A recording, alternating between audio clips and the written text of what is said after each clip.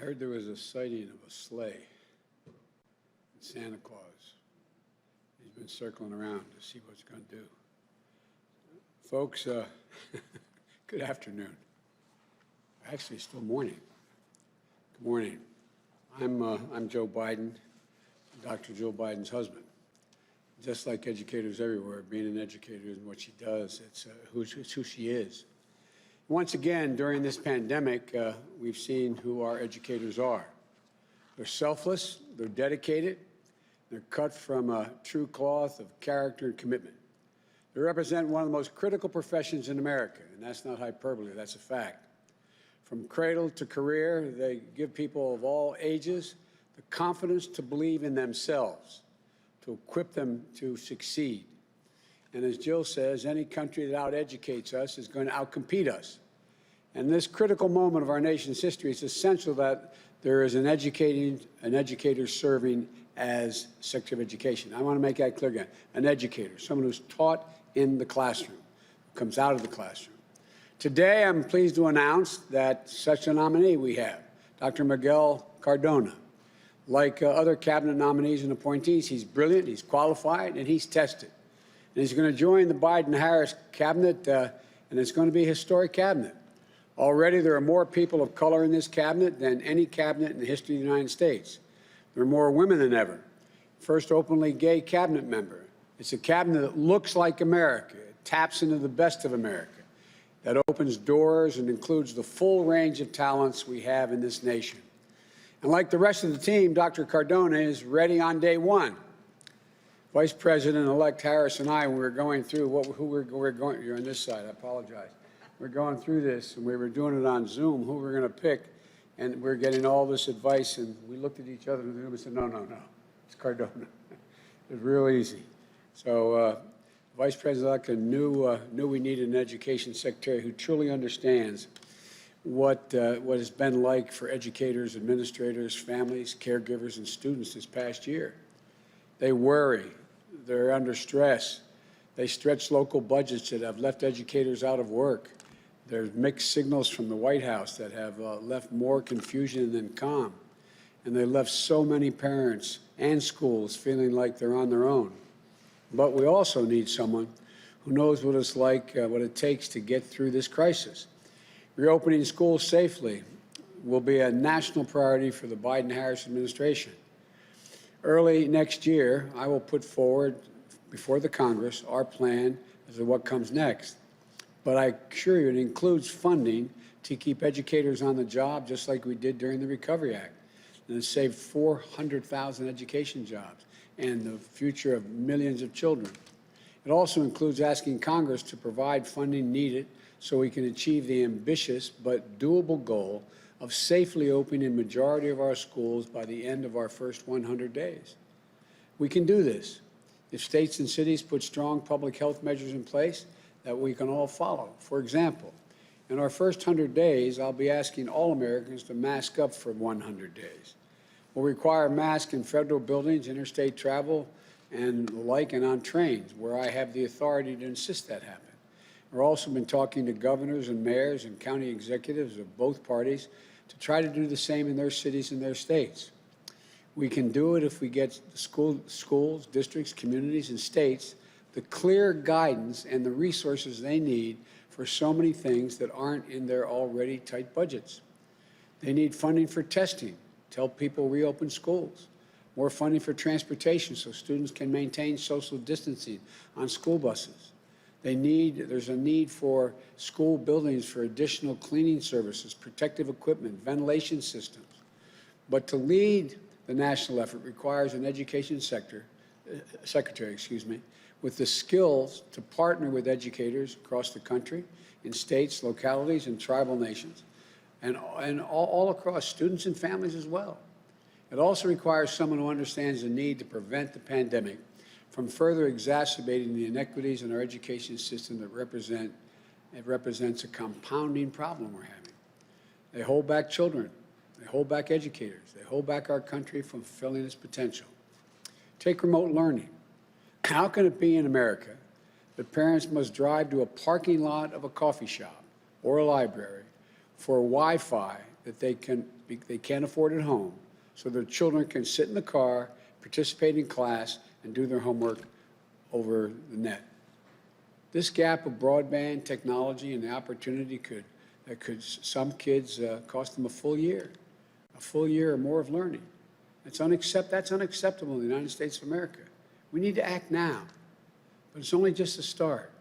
We need some with the experience to help us build back better with the Biden-Harris education plan.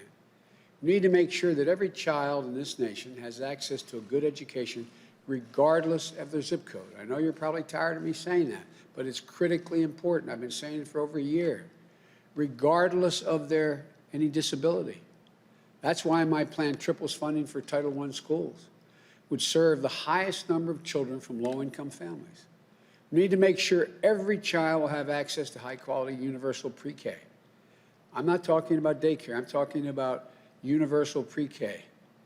That is starting at age 3, 4. We need to finally pay teachers what they deserve. The work they do is of extreme national importance, and their salary should reflect that. But they can't do it alone. So we're going to make an unprecedented investment to double the number of school psychologists, counselors, nurses, and social workers in our schools. When trained professionals are helping care for students' mental health and behavioral needs, along with concerns around things like housing and food, it frees up educators to focus on teaching and the other critical work that teachers do in the classroom. We'll make sure students with disabilities have the support to succeed by fully funding the Individuals with Disabilities Education Act.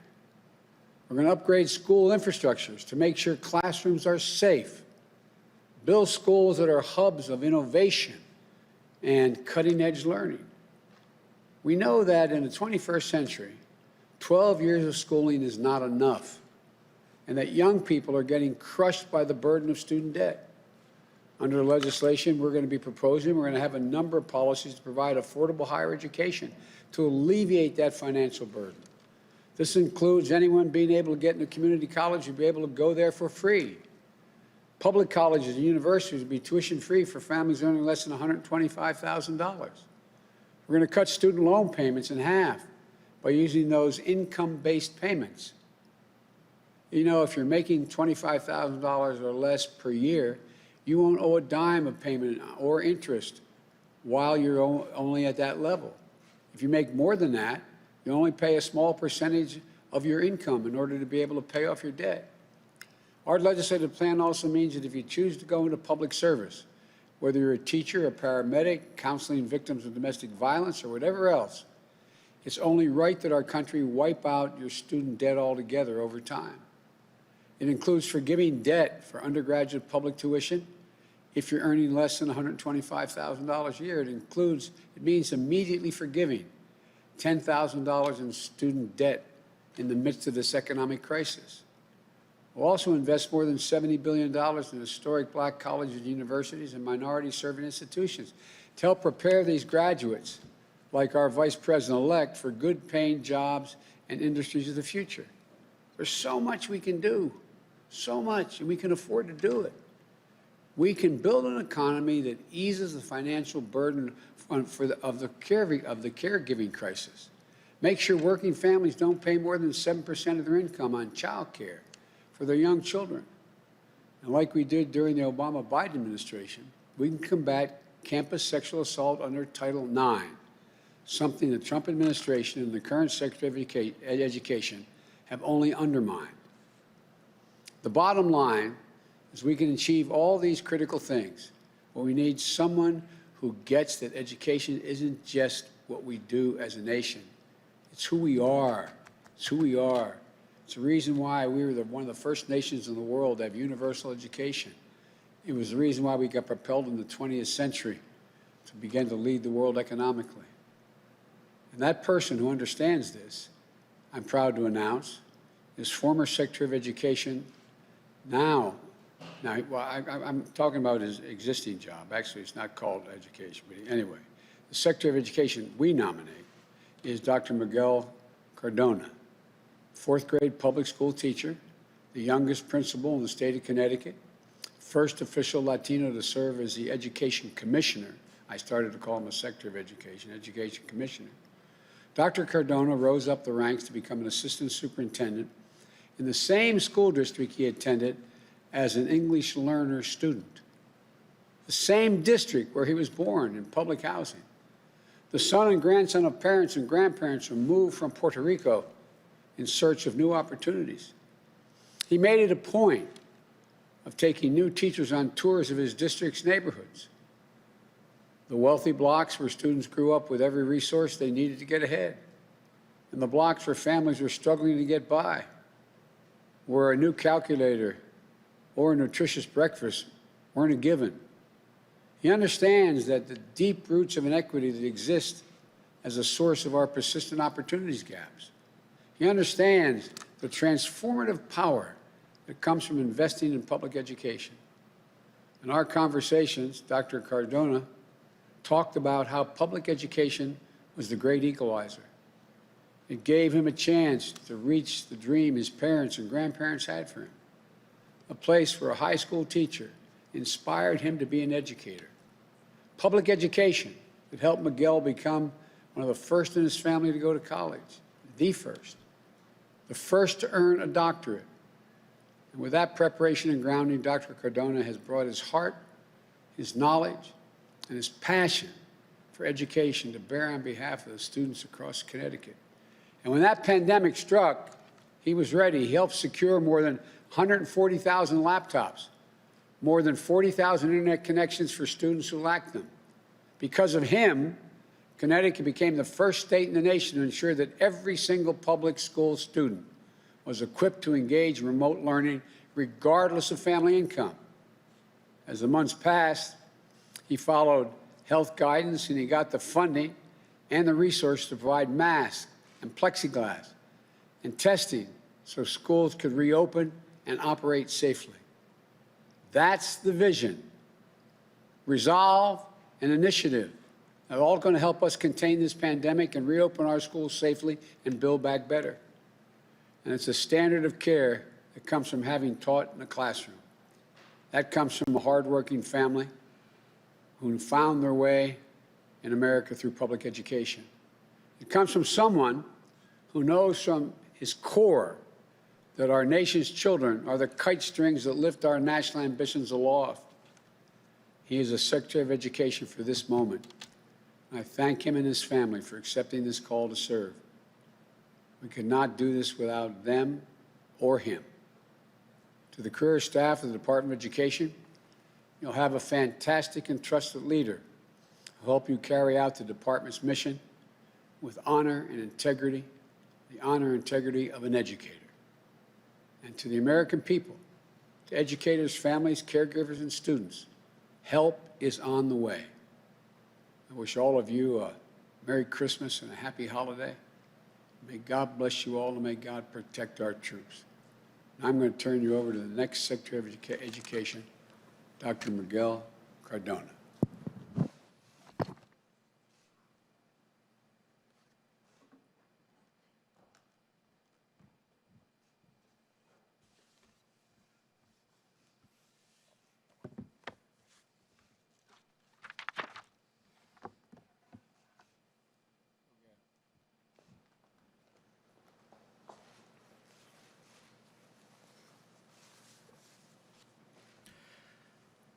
Mr. President-elect, Madam Vice President-elect, thank you for this opportunity to serve.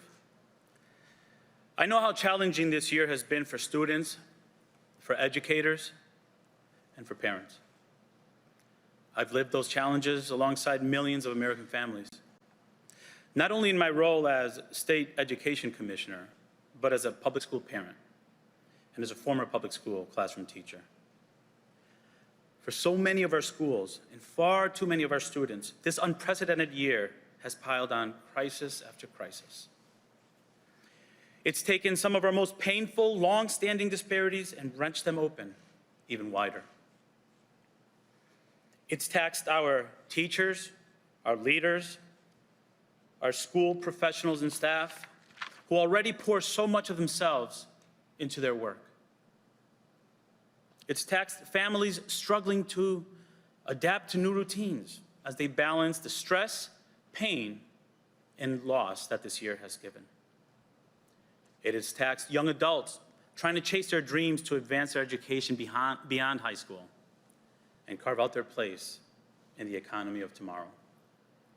And it has stolen time from our children, who've lost something sacred and irreplaceable this year, despite the heroic efforts of so many of our nation's educators. Though we are beginning to see some light at the end of the tunnel, we also know that this crisis is ongoing, that we will carry its impacts for years to come, and that the problems and inequities that have plagued our educational system since long before COVID will still be with us even after the virus is gone. So it's our responsibility, it's our privilege to take this moment and to do the most American thing imaginable, to forge opportunity out of crisis, to draw on our resolve, our ingenuity, and our tireless optimism as a people, and build something better than we've ever had before. That's the choice Americans make every day. It's a choice that defines us as Americans. It's the choice my grandparents made. Abelino and Maria de la Paz Cardona and Germana Muñiz Rosa, when they made their way from Aguada, Puerto Rico, for new opportunities in Connecticut. I'm proud to say I was born at the Yale Acres housing projects. That's where my parents, Hector and Sarah Cardona, instilled early on the importance of hard work, service to community, and education.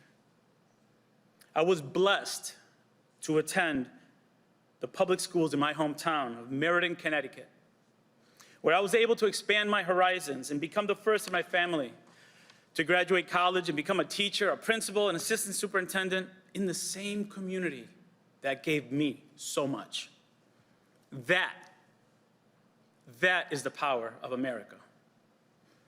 And I, being bilingual and bicultural, am as American as apple pie and rice and beans. For me, education was the great equalizer. But for too many students, your zip code and your skin color remain the best predictor of the opportunities you'll have in your lifetime.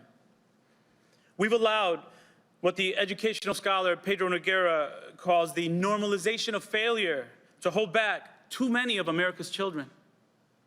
For far too long, we've allowed students to graduate from high school without any idea of how to meaningfully engage in the workforce, while good-paying, high-skilled, technical, and trade jobs go unfilled.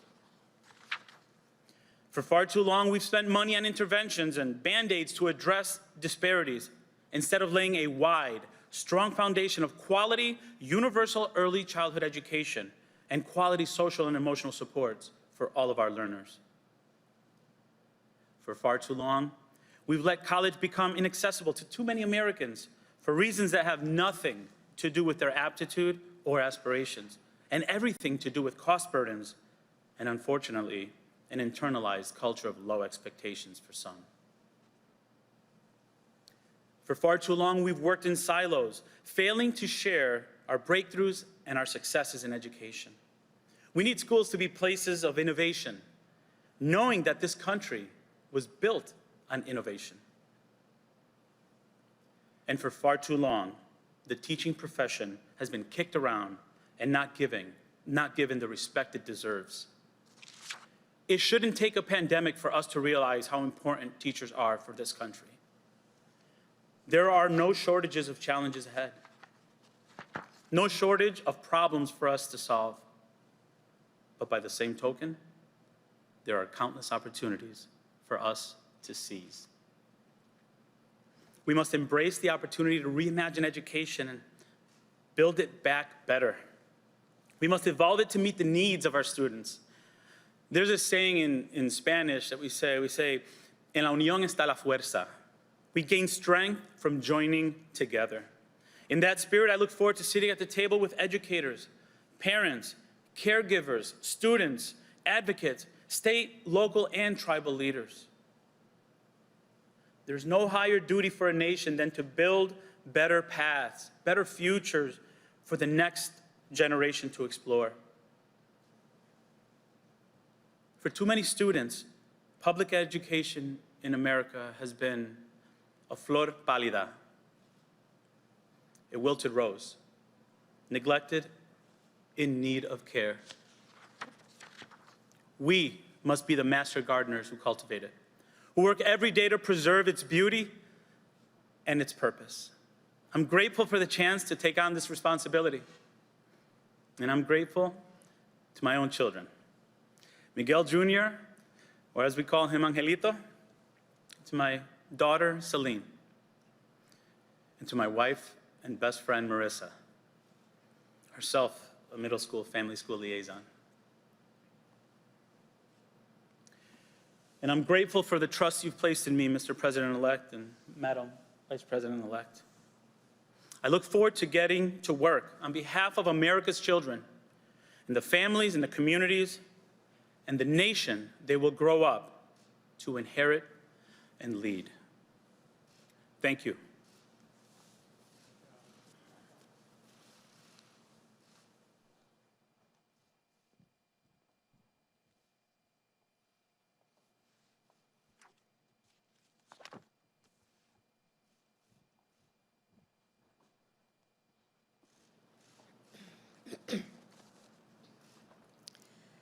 My first grade teacher, Mrs. Frances Wilson, God rest her soul, attended my law school graduation.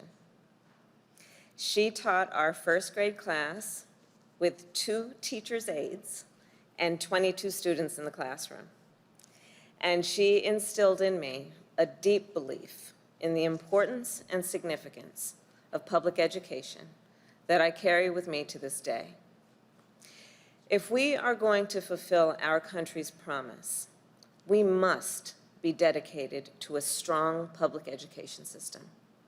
We must value it, we must strengthen it, and we must invest in it. Because one of the most important gifts a society can give its young people is the gift of a world-class education. We also know that right now, our education system, as we have discussed, from early learning centers to colleges and universities, is reeling from this pandemic. Parents and educators are being stretched to their limits, and so are the cafeteria workers and the bus drivers and custodians and nurses who normally keep our schools running. Students at colleges and technical colleges now worry about losing credits, losing financial aid, and losing income from working on campus. And all this disruption is taking a heavy toll on the mental health and well-being of our students of all ages who are at risk of falling behind. At the same time, this pandemic threatens to widen disparities between students of different races and backgrounds, making it harder for those who already were behind to keep up. So first things first, we need to get this virus under control and reopen our schools safely, as the President-elect always says. And that is why the President-elect and I are supporting funding for our education system in this recently passed COVID-19 relief legislation. And we will continue to fight for additional emergency relief for our educators and our schools. And even as we do, we must also build a public education system that lifts up all Americans, regardless of race, background, or zip code. An education system that prepares them with the knowledge and the skills to thrive in a 21st century economy. We must make sure our children are getting the foundation that's so important for lifelong success. We must end the current status quo where school districts with the greatest needs get the fewest resources. And we must remove barriers to opportunity for poor and rural communities and communities of color. The leader that we have announced today will help us do that and unlock the power of an education for all Americans. Dr. Miguel Cardona is not only a seasoned public servant, he is also a former public school teacher and administrator with the experience in the classroom. and he knows what our students, teachers, and schools need to be successful. He has dedicated his career to fighting for our children and dedicated his career to investing in their capacity. And he has a deep belief in the power of a world-class education to help every child everywhere overcome barriers of race, gender, or income to reach their God-given potential. Dr. Cardona represents the very best of our nation, and he is the kind of leader America's students, educators, and families deserve. I've always believed that government has three principal functions: public health, public safety, and public education. Over the course of the past few weeks, we have announced remarkable leaders who will help contain this pandemic and keep the American people safe and secure. Under Dr. Cardona's leadership, we will work together to put together an outstanding education system that will be within reach for everyone, breaking down barriers to equality, opening new paths to opportunity, and helping to fulfill America's promise to all of our children. Thank you, Mr. President-elect.